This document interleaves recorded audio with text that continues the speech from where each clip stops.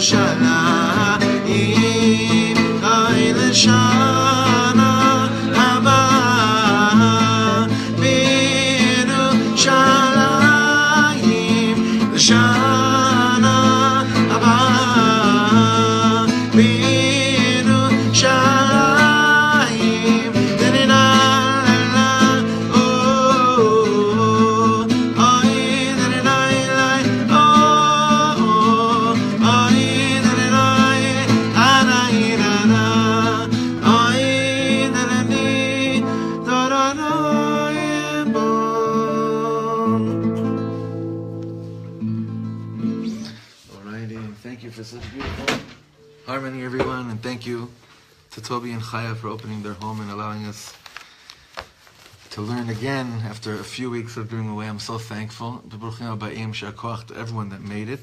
We're going to learn right now for the refuah shlema of Avram Aryeh ben Golda, and for the continued refuah for Menachem Binyamin's Abba Yosef ben Leah, as well as Itamar Yefet ben Rosa, and Natan Daniel ben Malka, and Leah Dvora Kivisia bas Chaya, Betoch Shar Cholei Yisrael, amongst everyone. This doesn't happen all the time, but tonight it really happened. That usually when people say this, it's just to make them feel better that they really didn't prepare, so they have to say the following. I had a whole shiur prepared and I just changed it the second before shiur started. You ever hear that comment before? So I really did. That's the truth. I really, really did. And I think it's Gevalt Shir, and maybe we'll get to it on Shabbos, or I don't know when. All based upon what you say about Pesach Matzah Umaror, and the whole development of Reb Shlomo based on the Ramban about it. But as I was preparing, I remembered something that happened to me a few weeks ago that I wanted to share with you, and I think that'll be a great segue into tonight's learning. It's amazing how much I go back and forth in my personal life when it comes to music, when it comes to concerts. I used to have years of living with the shita that you do not prepare any set lists. You never prepare the songs you're going to sing. It's just got to flow. You just go from song to song. You don't prepare it. For a chuppah, you prepare. Because it's not your order, it's the chassan and kala's order. You better prepare what they want. But for your own concert, you don't do it. You just flow. And then I started thinking, you know what? It's not so kovedik. Maybe you really have to, I'm still not sure about this, but maybe the kahal deserves that you have something that's very much prepared. Out of kavod to them, you have it all prepped up and you have it ready. So then I started doing that, and more or less. And now I'm completely in between because I really can't tell which one is which. And I'm starting to think that really, that it's completely that they're both right. Meaning, prepare that list, prepare the seder of the songs, but don't be enslaved to it. All of life is like that. So what we're going to be doing tonight is we're going to see this in a really strong way. Because even though every year we have more and more kulas, I feel like more and more people, it's like when I grew up, I'm sure in my parents' time and grandparents' time, they worked much harder on Pesach cleaning than we have, because we've discovered that, and those of us that grew up religious, right? Because they've discovered that Pesach cleaning is not spring cleaning, so it's already been a heter for like half the things you'd usually clean, you don't clean anymore. So on the one hand, there are more and more kulas, so to speak, and it's halachically fine, yeah, to not be busy cleaning certain things on a level of preparation. And yet on the other hand, it feels like we're less and less ready for the actual experience of what takes place Seder night. So it's both. That as much as we prepare, at the end, it doesn't matter how much you prepare. And it doesn't even matter how many shiurim you might go to. It's almost like the more shiurim you go to, the less you really do feel prepared at the end of the day, because the more you realize, I don't like to say what's at stake, but what's an opportunity for Seder night, then the less you really feel like you're really ready for it. But to continue what we began with, something happened to me a few weeks ago, which I'm glad Bina's here tonight because she could give aidus to this happening. I had a few trips, but one of the long trips, one of the legs was a really tricky leg in the trip. And that's that I had to be in Los Angeles Shabbos, Motzei Shabbos, and Sunday evening had something in Englewood, New Jersey. So what do you do? Because it's 3 hours ahead in New York, 5 to 6 hour flight. So you need to give yourselves about 9 hours of traveling, and even just to get there with, benaicha, right? So Avi and I were working on this ticket for a long time on this part of the trip, and you're Avi, a big one for your Avi. And we found a great thing. We found a flight leaves 5:50 in the morning, LAX, arrives in Newark at 1. I have to be in Englewood at I should be there like 3:34, because the event starts at 5. It wasn't a wedding, and it wasn't a concert. It was a very special evening honoring a Rav there of a community who happens to be a close friend of my father. And it happened to be in the shul where my parents actually got married. So there was a lot going on in it, and I was already started thinking, wow, I'll go back to the place where my neshama first showed up, because we have that whole inyan of the souls of zivugim show up to the to the parents' chuppah, and then I had to stop myself and be like, listen, just sign the contract. just laat. You'll get there later. Just tachlis, right? So everything is perfect. I have an amazing Shabbos with my chevra in LA. Motzei Shabbos, I don't go to sleep because I have to leave to the airport at around 2:30, return the rental car, check in United. It all, mamish, and I'm thinking, thank you, okay, every leg of the way. I was singing another Mizmor L'Toda. Every single part that happened, we start boarding, amazing 5 a.m. boarding, get into a nice comfy seat, and I say, it's perfect, I'll go to sleep. This is great. I didn't sleep all night. It's 5. I bought one of those nice traveling pillows. So I go to sleep.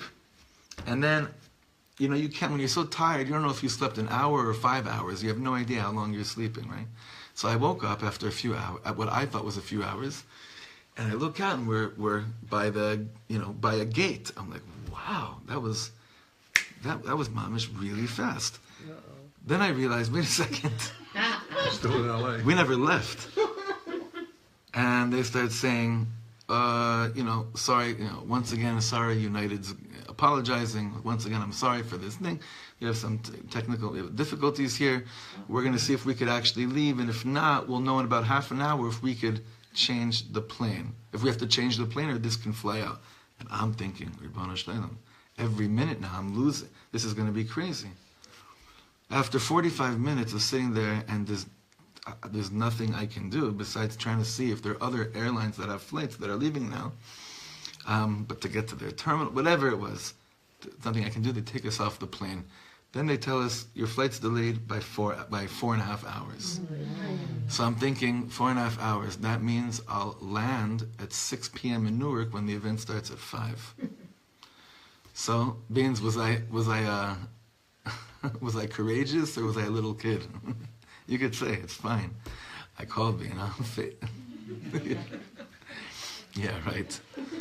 I called Bina. I see that United has 5 more flights in the next hour going to Newark. They're all sold out. It's like Ribono Shleilam was showing, hey, you could have gone on that one, but no. You could have done that one, but no. You could have done... Each, I'm looking at it, I feel every time I'm going up to a gate, they're looking at me like, I feel like, you're getting zitzt. And I started making phone calls to the people in Newark, saying to them, in New Jersey, I'm like, listen, I did whatever I could. I'm just so sorry. This is... Call Bina. I'm like, I don't know what to do. I'm standing here. I can't even go to the bathroom because I have my tefillin with me here. No one's going to watch them, and there's no kosher food. And I'm exhausted, and there's nowhere to sit because everything still was... I felt mamash shviras hakelim. But more than everything, I realized, like, I planned this so exact, and here it's not working out. There's nothing I can do. And at the end, I said to myself, wow, okay, Hashem, you want me to realize that I'm just not in control, and to makabel that. But that's when I started getting really depressed, actually. Because then I realized, what a chutzpah I have, that when things work out, I think that I'm in control. That when things work out, they work out because I'm in control. And I planned it right. That's why things work out. Depression was hitting lowest of the low. I'm calling the bandmates in New York, I'm starting to tell them, okay, I'm probably not going to get there in time, if at all. Here's what you sing here, here's what you sing there. Mamish Gewalt, guys. I get on the final plane, and plane eventually, we're sitting on the plane, 4.5 hours later, we're delayed on the plane. And at that moment, I just realized, look, this really might not be meant to be, and that's the moments where you feel like, the guilt of not being with your family hits you even, harder, because Mele, you could justify by saying, Parnasa, this and that, Am Yisrael, here, nothing. It was horrible. And I'm not just saying that because you're in the room now, I really mean it. It was really a heavy thing. And then what happened was that I landed at 7 p.m. in Newark. Did I tell you this story, Tony? And I knew, for some reason, I never did this before, I brought the guitar on the plane with me and my suit with me. I've never done this before. So what I did was, I landed, I zoomed out of the airport, I left my luggages on the carousel, jumped into a car, I got to the shul at 7:42, and at 7:55 went up on stage for the whole presentation. And it actually all worked out, other than just being exhausted, having to go back to Newark Airport after this whole thing to find my luggages, because I just left them on the carousel. And I did, I found it, it was all fine. The point of this whole story is that, not like, let go, realize you're not in control. Even when you think you're in control, that's just as big of an illusion. So, which one is it? How much hishtadlus are you supposed to do if in the essence of everything, in the source of everything, you have to always realize that it's never you that's in control. Now, it's true that we tell ourselves, ha'ikara hishtadlut, the most important thing is how hard you try, and the result is not up to you. But let me ask all of you, if you really prepared for Seder and for Pesach really, really well, but Seder night was a catastrophe, Would you walk away saying, listen, we learned that it's the most important thing is how hard you tried. So I don't really care that much because I know I tried really hard. Ma pitom. Ma pitom. So the reason why I wanted to go to this piece that we're doing tonight, which is a combination of two pieces, that some of us learned one of the pieces 4 years ago. I think it's in 2013, I believe. Be'erech. Is to show us that this is what Seder night is really. It's what Seder night is all about. It's what freedom is all about. It's that as much as we would like to say that last year we left Mitzrayim, if we really left Mitzrayim last year, then this past year would have been a lot more in tune with, we're not in control, and we accept that, and ha'ikar ha'ishtadlut. And yet every year on Pesach, when I say ishtadlut, that means ha'ikar is how much effort you're putting into something, how much you're trying. But every year when Pesach comes, Seder night comes, an opportunity for many, many things takes place. But one specific thing we're going to be focusing on. Now granted, as much as we're going to prepare with all our hachanot, not just for cleaning, but also learning parts of the Haggadah, Seder night will probably be nothing like you planned. And yet that's part of the perfection of what's supposed to happen to you Seder night. That imperfection in your eyes is perfect in God's eyes. Hard to makabel, very hard, but that's something that we have to look into tonight. And I want to go, and that's why tonight, very easy, Reb Shlomo Lashon, it's not too crazy. I mean, it's really not too crazy tonight. Sometimes it is very crazy. Sometimes it's really out there. I think that tonight, this dvarim really hashavim l'chol nefesh, and I think it's something that each of us can take with us really strong as we're marching towards Seder. I doubt we have enough tonight. There's probably around, you know what, we probably maybe have just enough. Just enough.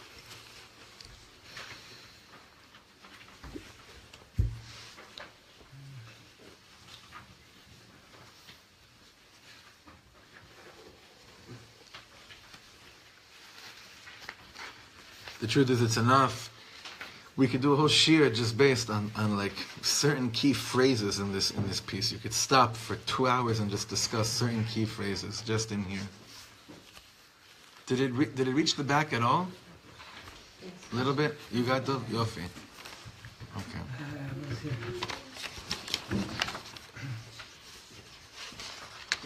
Okay. The Shlomo says like this. Anything which is real is always a contradiction. Anything that is not a contradiction is not even worth talking about. Okay. Now, without being too ashamed and embarrassed, who doesn't buy that first line? Thank you. Why, Mordechai? Because not everything's a contradiction. Most things jive together. They don't clash. When you say most things, what are you referring to? In life. Lemashal. Our concert last week, was it a contradiction? I had the privilege of performing with Mordechai in the Jerusalem Theater. It wasn't a contradiction? The three of us up there with the choir behind? The three of them was a rainbow of... Oh, you look at it as a rainbow. Some would see it as an avalanche, as an earthquake. Rainbow. Oh, that's right. It was advertised. The concert. Right, it was advertised. Contradiction, that was. Okay, no, I'm a kabel. I'm a kabel. So, can something that's a contradiction be real? Yes. Definitely. Yes. Yeah. The whole of the same is a But contradiction. I'm sorry, what's that? The whole of the same is a contradiction. Ah, very good. So we're going to get to right now. Nachon. That's really what he's going to say. Look what he says here. If you meet a person, Mordechai, you're going to have a hard time with this next line. If you meet a person and they don't contradict themselves in anything they're doing, don't bother talking to them. They're robots. You turn them this way, they go this way. They either believe in God or they don't believe in God. They are Jews or they are not Jews. But a real human being is composed of everything in the world. I want to let you know, what friend of mine showed me this taught me this in a very real way. I'm not going to mention his name, maybe some of you know him, but a friend of mine, on one of his trips to Uman Rosh Hashanah, came back and told me that this guy has a beard and payas, and he learns, he's a rabbi. Crazy. He said to me, I spent the first day of Uman, of Rosh Hashanah, walking around not believing that God exists. Something happened. I really felt that this whole thing is just wacky. Of course, he's about you. So I spent the whole day thinking this is just insane. This is just wacky. that God forbid, doesn't exist. So I said to him, well, what happened to you? He said, well, now I understand why there's 2 days. I mean, thank God there's the second day. So what's so threatening about what he said, but yet what's so right about what he said? Threatening is that if you say that you're that you are a yid, that you're a believing Jew, then I'll pee that nature. There's no room for what you experienced in day one. And makom leza. That means you contradict yourself. That means you're not really who you say you are. It's amazing. We could take that in a very literal way. If I say that I'm a believer of God, someone can say to you, then how in the world can you get angry? So you say, I'm just a human being. It's like, okay. Are you either just a human being, or are you someone that's created in God's image? Because if you connect to being created in God's image, you'd never let yourself lose faith. No, I'm just a human being. You see, everything in our lives is a contradiction. We go to shul to daven in a minyan, to be together with people. But sometimes it's with people we least connect to and least want to hang out with. But yet I choose voluntarily to go and do that because that's the right thing. But isn't it more the right thing be with people only that you really love and connect to? So I have to force myself to love and connect to them. But how real could that be? Everything in life is a contradiction. I think I shared this in the women's share once. Someone told me before I got married, he said to me that choosing someone to get married with is the most selfish decision you'll make your whole life. Right? The decision with whom to marry is the most selfish decision you'll ever have to make in your whole life. Right or wrong? What do you think? The decision is a selfish decision. It better be what's good for you. It better be what's good for you. If you're marrying someone because it's good for them, but it's not good for you, Hashem Yirachem. People have been there before. Saviors, I'm going to save this person. Doesn't usually end up so sweet. But you do the most selfish decision of choosing that person to marry you because the rest of your life is you hopefully living completely selfless. So you see this tension with anything real that exists in the world. Okay? But what Reb Shlomo is going to do is going to really connect to what you said in a second. Look what he says here. Is there anything that makes a person, third paragraph, is there anything that makes a person more whole than loving someone very much? But on the other hand, is there anything more heartbreaking than loving someone very much? It's the most whole and the most heartbreaking thing in the world. It's the utmost joy and the utmost pain. So, parents, think about your children for a second and connect to this statement. It's very easy to connect like this. Why? What brings you more simcha than your child smiling at you? Nothing can come close. And we spoke about this many times. But late at night, when your children are sleeping, and you go and you look at them, it breaks your heart. What breaks your heart exactly? It doesn't make you sad, but the state of imperfection in the world and the trials and tribulations that your child will inevitably probably going through in this world, the more that makes you happy, the more it breaks your heart. The Zohar HaKadosh says the deepest depths. Anything that has to do with God is both. Now, that's just very pashut. Even we see about HaKadosh Baruch Hu, we see both. We have to believe that everything is for the best, but the way that it looks like to us doesn't always feel like that. Now, some would say, well, that means there's a lack in your emunah. No. When I see pictures today of little Syrian children being gassed to death, right? or whatever, being with the chemical weapons, right? So that to me is not something that makes me feel that what's happening in the world is good, even if I have emunah, right? But in the depth of depth, what does my neshama eliki, what my nefesh eliki tell me? It's all good. Not chas v'chalila, what happened to them, what happened to any child that's suffering. But when it comes to the way we understand and relate to the Ribono Shel Olam, emunah tells me, Kol ma da'avid rachmanu letav avid. But the way that it functions with me in my everyday life, I could say that I'm the biggest believing Jew in the world, and yet walk around all day long and ask the Ribono Shel Olam, why? For a million different things. So it's always all the time. He's going to develop this. Anything that has to do with God is both. Rabbi Akiva said, one side of my heart is filled with laughter, and the other side of my heart is filled with tears, because Rabbi Akiva's heart was alive. Do you know what the big Rebbes looked like on Simchas Torah night? There was utmost joy in the air, and yet the tears were flowing. On Purim you're so high, but Givat, at the same time of the holiness, there's such brokenness. Mamish brokenness. I want you to know there was someone that came to our table. I do not know at what point during the Suda, but he walked inside. Toby, you told me recently, I didn't even realize it. Mamish, this guy's one of my brothers. He, Mamish, cursed me out and then sat next to me and cried on my shoulder for Mamish half an hour. So beautiful. The more something's more real, the more it's both sides. The time that I saw this with my own eyes on video is the footage of Reb Shlomo walking through the streets of Leningrad on a Thursday morning. I think some of it was put up online. Where all he did was he went with the musicians that he was traveling with in Russia in September of 1989, just traveled through the streets of Leningrad. You saw this? Now, if someone would have told you that was scripted, you'd believe it, and mamish believe it, because it does not look real. It does not look real. Seeing a rabbi walking down the street with about 3 or 4 musicians around him, maybe 3 or 4 more chevra, and then every few steps he takes, the crowd becomes bigger and bigger. In the middle, someone comes and gives him some flowers. A little 6-year-old blondini Russian girl comes and starts dancing with him on one side, holding his hand. And then about like a 22-year-old student with a huge cross over here is hugging him from the other side. And they're walking down the street, and he's singing, he's singing, la la la la la la la.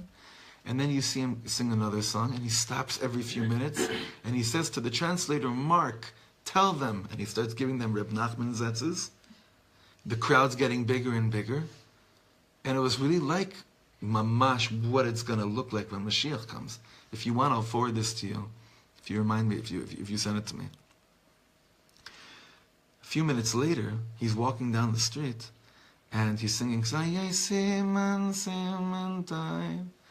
and he's singing it as if he's singing Eicha. He starts crying while he's singing, Simen Tov, Mazel Tov, you're crying. It wasn't tears of joy.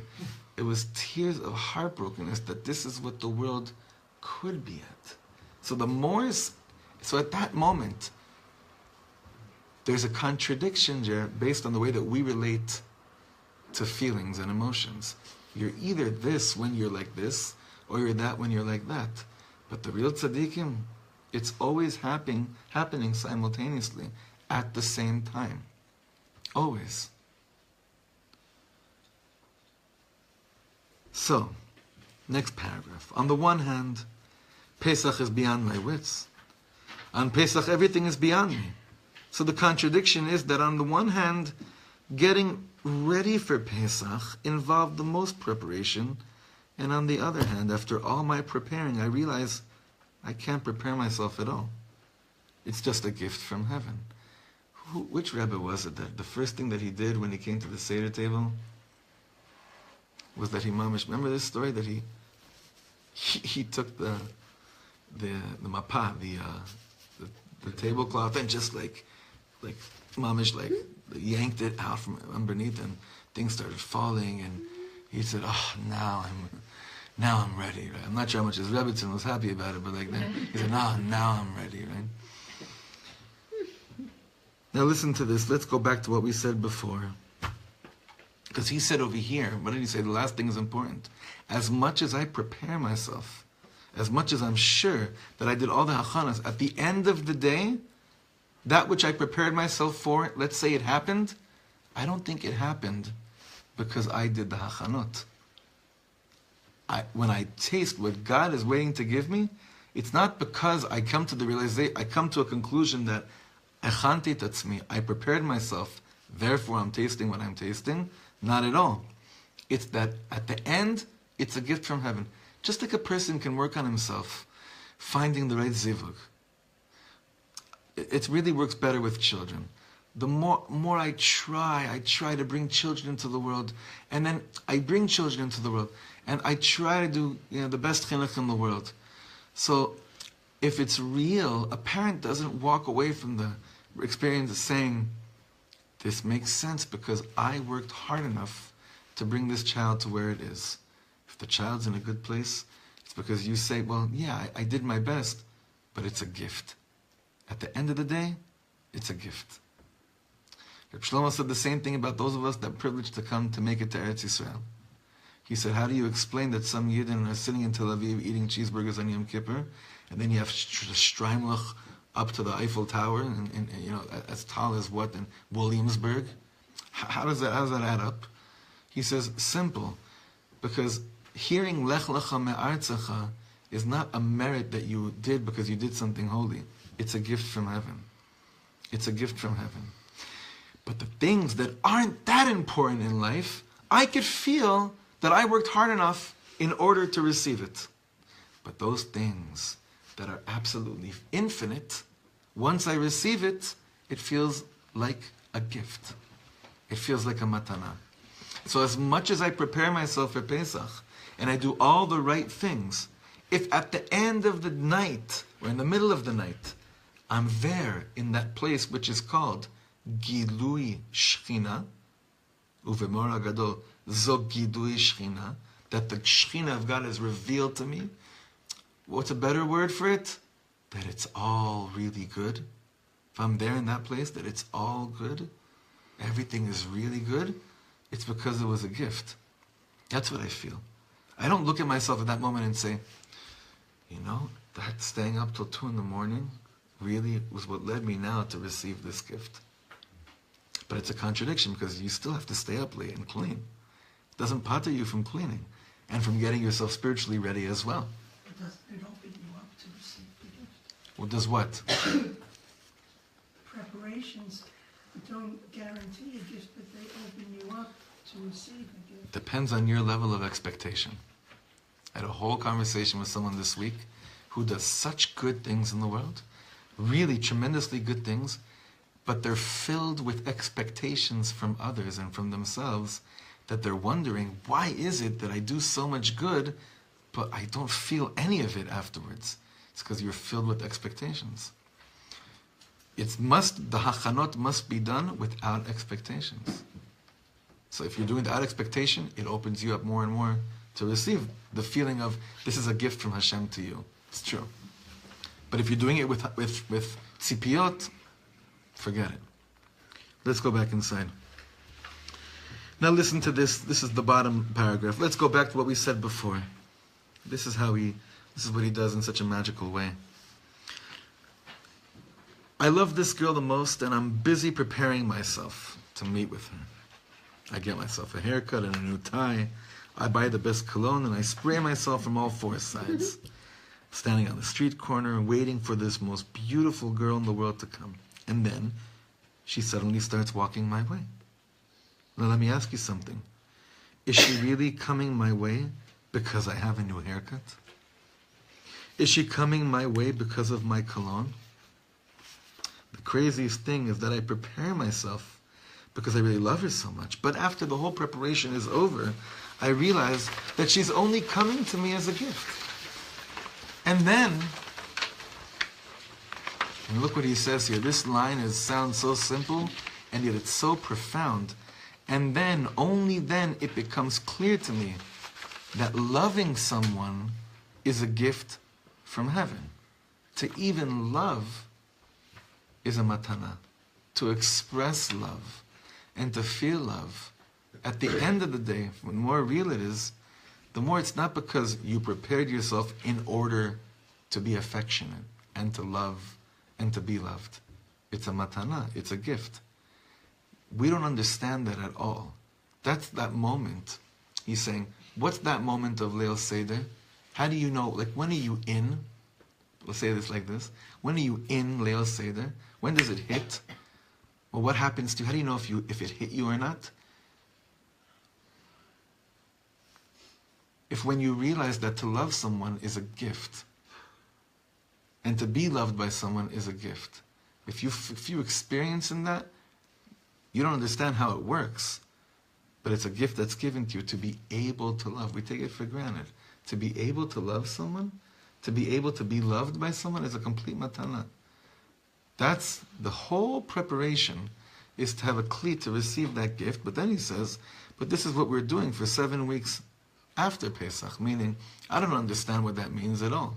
But then I have 7 weeks of taking in that into hopeful consideration, what this means to be able to love. Now, I've seen people that are very much able to like a lot of things. They have chavivut. They appreciate many, many things. But to be able to love is something that we don't look at as such a great accomplishment. It's one of the most incredible gifts a person could have. To be able to actually love somebody. There are so many people that are completely shut. They have a lot of good things going for them, but they don't really love anybody.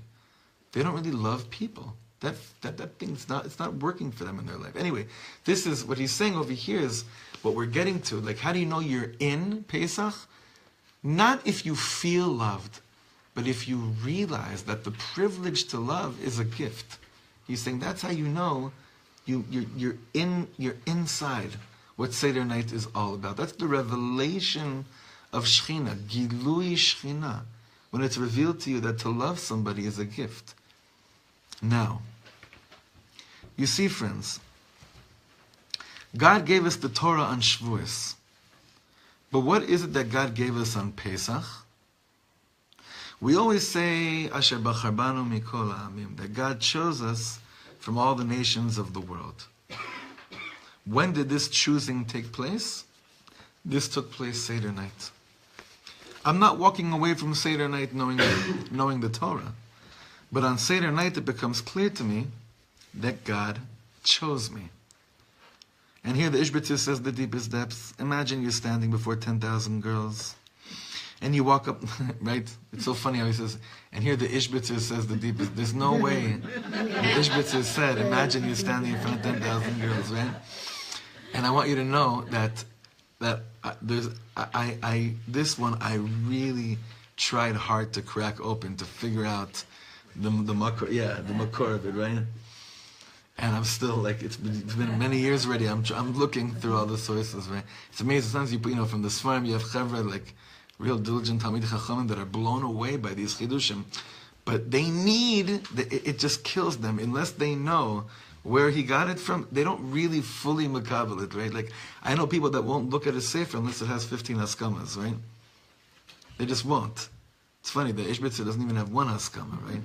Maybe that's why Rabbi Shlomo loved that sefer so much. But so over here too, it's like I know that it's there, and if someone finds it, I can't even tell you how thankful I would be if you could find me this inside.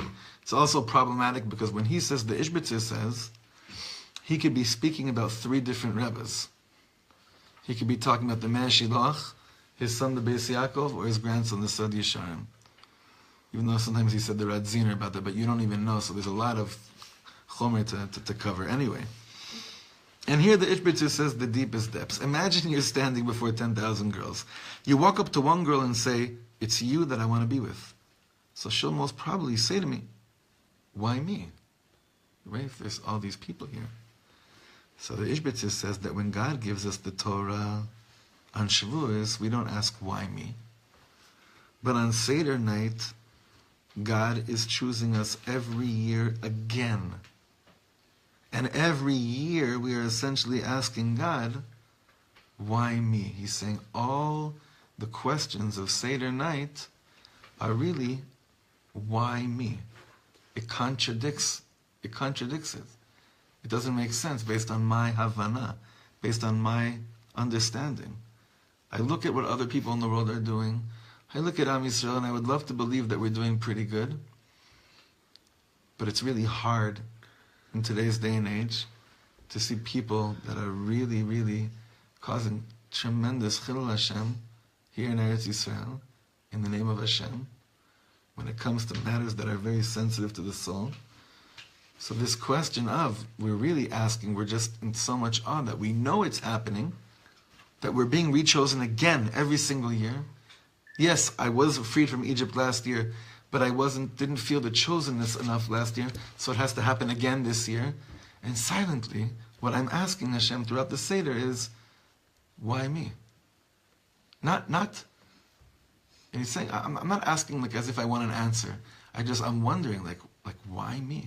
Like that woman in the room of 10,000 girls. Why me? I think, Shlomo, it's based when Hashem wanted to redeem us from Egypt. So remember, there was a midah that didn't have Mekachek Halalu of the Avodah Zarah, Halalu of the Avodah Zarah. Am Yisrael themselves also said that, put down a lot of this from, why me? Why are you choosing us? I know that I'm no different than the Egyptian. Right. In other words, on Shavuos, the Bechira is coming because I worked 7 weeks as Metakem. I fixed and I worked on my different midot. But right, so therefore, night, why me isn't relevant in Shavuos? Because I could understand it. I understand. Right. I worked hard and I earned the love. I earned the chosenness. But Seder night, it's all the truth of the Leil, it's all awakening from above. It's all medalig, Ava Machas al Kop She'ah, that despite the lev Hazan, Shebesheflenu Zachalenu, in my lowness and with all my faults. So therefore, on Seder night, the question is even stronger. Why did you say B'ni B'char Yisrael? Why did you choose me? Why did you choose to change all the laws of nature for me? When I'm working, when I'm earning, when I'm already have a contract, of Torah mitzvot, I could explain it. Right. But Seder night, the question, this is how it's brought down in a lot of the midrashim. And not only that the midas Adin was mekatre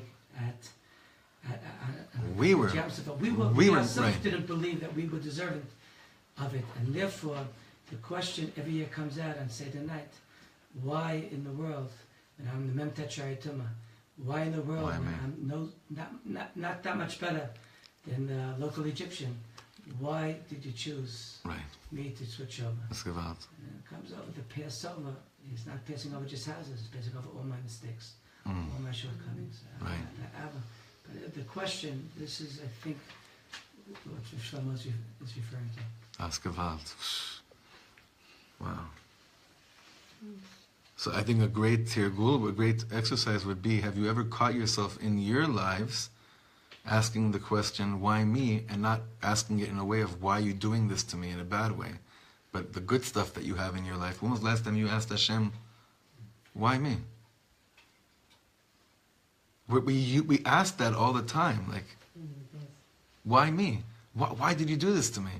But like a real Ben Chorin has the ability to ask that shaila, again, without, and he's going to say it in a second, you're not asking it thinking like, okay, now God is going to explain to you right now, why me? You have 7 weeks to allow yourself to delve into that shaila in a different way. So here he says, like this, deep down inside of me, I don't even want to hear the answer. I say, why me? But I don't really want to know why. Why? Because if I have to tell a girl that I like her nose more than the nose of the girl next to her, I'm already degrading the whole thing. Meaning, when I'm saying, if I start going into those details of saying, I'll tell you why you, because they are like this, and you're like this, then it's like I want a beauty pageant, like like something like that. I don't want. It's right. It's ahava sheklei b'davar. It's basically I'm mashved. I'm comparing it to something else, and in comparison to someone else, you're a gewalt. I don't want that. I don't. A child. Can you imagine if like a child come to his parent and say, "Would you choose me today over all the other children in the class to be your child?" And the parent says, "Of course."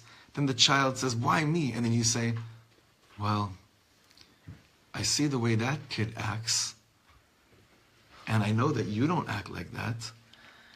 So That's why. Do you know what that would do to the child? It was revealed to him, he gets an answer to that question that he wishes he never ever asked.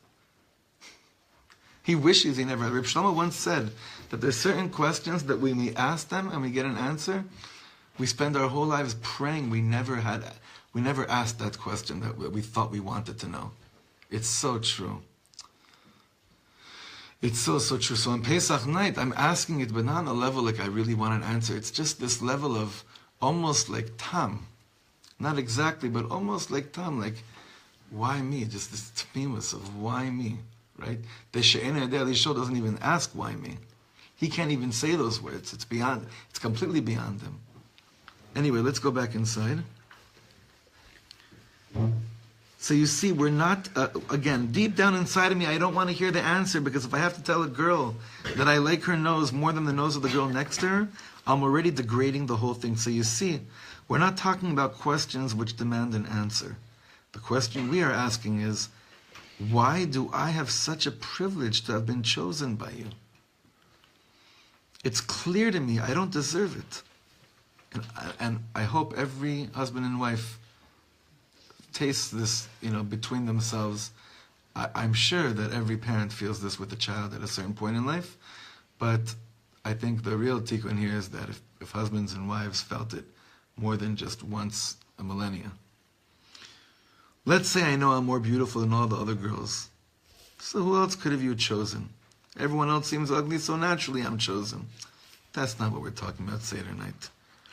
Seder night, it's clear to me that here there's absolutely no reason, and this really ties in very strong to what you were saying, Rav Simcha, is that on Seder night, I can't say that they're ugly, because halalu of the avodah zara, v'halalu of the avodah zara, meaning there's a kitrug on both sides. I can't just say because you're the most beautiful girl in the world. You're not. You're in Memtet Shari Tuma. There's got to be something else over here.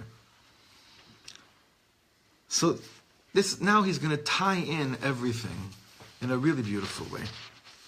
Seder night is a night full of miracles. But let me ask you something. Doesn't order, which is Seder, right? Doesn't that mean nature? Seder, right? Good shaila. The most orderly thing is nature. After day comes night, and then it's day again. We go through the winter, and then there's the summer. This is nature's order. Miracles are beyond an order. By the way, remember which Rebbe it was? Reb Shlomo said he used to walk around in the summer with the winter coat. Remember that? It was Reb David Lelever, maybe? One of the Lelever Rebbes, I think. So he was asked, why are you making this is a little bit ridiculous. You're walking around and schwitzing outside. There's no Indian, they have to wear a winter jacket. It wasn't even sneeze reasons. So his thing was, he says, how do you know God might not want it to be freezing today? So what is he basically saying? He doesn't really think that it's going to be freezing today. But what I got from that story was that when you live in a real Seder of Hashem, nothing has to be exactly the way that all the predictions tell you. For instance, I remember not this past Shabbos, was it the Shabbos before, 5 minutes before Shabbos? There was this crazy rain shower that lasted for 5. Not even. Beautiful. Was this Shabbos, right? Yeah, it was like a sun shower. It was hot all day. Suddenly, just a few minutes came amazing. Geshem. Tzarich lishtof hakol. You get a little mikvah on Eretz Yisrael for a few minutes. Rainbow, back to shul as if nothing happened. Yeah, it was Amazing things. So he says over here, like this, miracles are beyond order. And here I want to share the deepest depths with you. If I wake up in the morning and I don't believe it's a miracle that I woke up, my day will have no order and it'll be completely messed up. Hear that statement? Such a weird statement. I'm going to say it again. If I wake up in the morning and I don't believe that it's a miracle that I woke up, my day will have no order. It will be completely messed up. Does anyone understand that? No. Huh? Beautiful. No, but explain it. It is beautiful. Can you explain it? It's beautiful hakarat tov to remember. Like it's not a given. Hashem gave you life in the morning. And what happens to you when you have that? Remembering that you could just the same be dead and not have woken up. Now, what does it do to you? That's the question. What does that recognition do to a person? It gives you a sense of radical amazement at Or being alive. responsibility to use the day. Both. And it also Exactly. also But that's a allows- Seder. And it also allows you to receive the Right? day. To makabel the be day. more receptive Nachon מאוד. rather than, Nachon. oh God, I gotta do this, I gotta do Nachon, that. nachon. I don't remember the... Huh? I have a purpose, like So what happens, what does that do to you? If you sense that level of, wow, what a privilege, I have a purpose, this is good, so what does that end up doing to you? So he says there, then that mamish gives you an order. Not the order that you and I are used to. So it's a different type of order. There are many people that know exactly what they're going to be doing every half hour of the day, and they did not wake up with this sense of what a miracle it is to be in the world today, and yet they have their day completely planned out for them. Every lunch, they have 3 breakfasts planned out, they have 2 lunch meetings, they have everything is me'ugan. Google Calendar lets them know exactly when to be ready for everything. It's not the type of order we're speaking about at all. So imagine I wake up in the morning and I say, how can I ever thank you that you woke me up? Why do I deserve to be woken up by the one who lives forever? So Shlomo says, imagine if my day starts off like this. Not only am I acknowledging a miracle, but Gewalt is there in order in my life. What do you think he means here? When he keeps on saying that there's an order in my life, when I recognize that waking up in the morning is a miracle. What does that mean, Mindy? It wasn't random that you woke up. In other words, the order is Hashem. So the miracle is order. part of the order. When usually we say miracles are not part of the order at all, right? That's beyond the ordinary. It's not part of the order. Well, this is a miracle of nature. This is, you're taking something that most people would say is order, which could be, and you could say the same thing about anything in nature, and then you're seeing the miracles in it. It's your b'chira chofshis to see how you view it. Correct. nature is also a contradiction because it's Nachon. it's a big mess. It Nachon. just seems like Nature is a tremendous contradiction. It's amazing. It makes sense to anybody in here that you take a little seed, you put it into the ground, and then a tree grows. Well, I know that's how it works. Yeah, but so what? But maybe it's going back to the way you opened up. That the lack of order, was the order with your flight and the delay and getting off the flight. That's the real order. That's the real order. And when I start my day with the acknowledgement, one time you spoke about Mother for Rabbi Nachman, acknowledgement that everything, not just thankfulness, but admitting that everything is coming from above and everything supernatural, then everything that's even not in order, I realize that is the order that my life is supposed to really be. This is what Seder night, the order night, right? Seder night is all about. The night that's least about order based on the way nature works. The Eser Makot had very little to do with our concepts of order and scheduling. This place we're speaking about is where we're led to, Seder night. We spoke in the past from Mochen the Godless, everything coming down, not in order, without the normal prerequisites, and normally it's counting one, counting, and Nachon. here everything, God Nachon. shines it down in one shot. Boom. So Kadesh versus Ochatz instead of Ochatz Right. being first. That sometimes what I thought was order, when I start my day with Moda Ani Lefanecha, then I realize that there's a whole Not different dafka. order. Not dafka. So now he's going to tell us, now we're going to end off by saying what's practical hachana. Okay? Now let's say, what's practical hachana to get to this place? And Baruch Hashem, everyone in this room can relate to it, and Be'ezer Hashem, B'Sha'at Tova, everyone will be able to relate to the next paragraph. Okay? Look at this. Here I want you to open hearts, and again in the deepest way. Some people that think that having children is the most natural thing in the world. Right? Do you hear what he just said? Having children is the most natural thing in the world. Why? That's just what you do, right? It's just a natural thing. We learned how these things happen. We know about eggs. We know about all the biological terms. So it's a natural thing that just works, right? Man and woman get together and they're healthy. We discussed when we should have children, and after discussing it with the mother-in-laws, he said, we decided to have children. Nebuch, look what he says here. Look what he says, this next statement. Those children don't end up having a place in their parents' lives. What is he saying? Children that are born into parents that brought children on the world based on the cheshbon of this is nature, now we do this because this is what happens in life. He says they don't have makom in their parents' seder, in their parents' schedule, in their parents' order. Because nothing about a baby is in order. Nothing. There is nothing about a child that is in order. Nothing.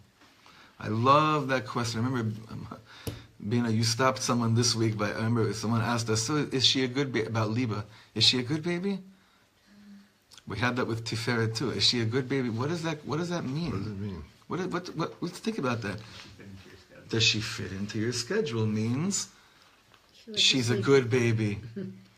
If she doesn't fit into your schedule, she's a very difficult baby, right? She doesn't fit. The answer is she doesn't fit into my schedule. For me to get everything else done in my order, she doesn't fit into that schedule. So it's a very tough baby. The shaila even is it a good baby? It's a very Amalek question. People they're not consciously thinking that they sound like Amalek, but it's a nachash question. That's not a question that should ever come out of forget a Jew's mouth, a human being's mouth. But in order to understand why that's such a problematic question, you ask yourself, your relationship with your children, how much of it works based on how it fits in with your schedule or not? And on Seder night, the whole thing is reestablishing the kesher between parents and children, dafka on a night that's not about Seder. Now that's why I asked Mechila, from all the parents that have planned exactly how it's going to be most exciting for their children this year, be open to the fact that it might really, really not. And yet that might be perfect too. I'm sorry. We're supposed to feel good after learning Torah. But if it's schedule. No, not Seder night. There's different Seder. It's the contradiction of the concept of Seder, right? But I don't know, when I read these words here, those children don't end up having a place in their parents' lives, struck me so deep. If I know that children are the greatest miracles in the world, then there's order in the life of the children. A Pesach kind of order. What does that mean, then there's order in the life of a child that grows up in a home where his parents always feel, whether they have to be disciplined or not, that just the privilege to discipline them is a miraculous thing from Shemayim, that there's an order in that child. That child feels like he's part of the Pesach order, the Seder of Lamala Min HaTeva, the Seder of B'ni B'chori, the Seder of Ahavti Eschem, the Seder of I love you and I want you to keep on asking why me the rest of your life in a good way. That's what that child is part of. Now we could reverse this. This will really mess us up right now. But I told you we're not going to get messed up now, so we're not going to do it. But we are. I'm sorry. Remember, I have to because it's right there. What do we say really? That is it parents that choose their children or children that choose their parents? What do we say? What have we said so many times over the years? Shlomo said this many times. It's children that choose the parents. Okay. So what are you really? What is Seder night really all about? Do you have enough guts to look into your child's eyes and say, why me? Do you think they remember? The Baal Shem Tov thought they did. He might have. The Baal Shem Tov thought that they I heard did. of myself, like two toddlers where one was older, I don't know what the ages were, and the toddler went into the room with the little baby, and the parent was worried what was happening because they were all by themselves. And then she said asking if they still remembered what it was like with the mouth. Really? It's brought down that the Baal Shem Tov, the first question he asked people was, what do you remember? When he used to meet children, that was the first question he asked. He said, what do you remember? About About there. About before you came here. But do you hear what I'm saying? Like, if we say, like, Hashem chooses a Seder night, so we're there in that awe of Manishtana, why me? So let's go to all those things in life that are being chosen, re-chosen again at that moment, where we're looking at our children and they essentially chose us to be their parents, and out of awe, not out of busha, but out of awe, we say, wow, why me? Because every parent, Abi should know this, especially true by him, but every parent in the world, every parent really, really, really wants to ask that child to their child, why me? What? Just to ask that question. Why? What did I ever do to deserve to have the privilege to be your parent? What could have I ever done in the world? So you see what it is. I may not know why I'm chosen. And usually that would make me feel bitter. Meaning when I don't know the answer to things that I really want to know, usually it makes me feel bitter. Because it's something lacking. I feel like unless I know the answer, I can't really be shalom with the bechira. I can't be complete with the chosenness, with most things in life. Unless I know why you chose me to be on your team. Unless I understand your ulterior motive, or unless I understand, not ulterior motive, just the beauty of why you wanted. Usually I'm in an orderly world, I'm restless. But in a Pesach world, of lemala min hateva, I'm okay with not knowing the answer to that question. It's fine with me. I just have to ask it. You see how sad we would be if we asked our child, why me? And then the child said, well, you know, if you look at the Kohens, the neighbors, like the way that, you know, they started comparing you to other parents, and based on that they said, that's why we chose you. It's not about that. We don't want an answer either. We Bamish don't want an answer.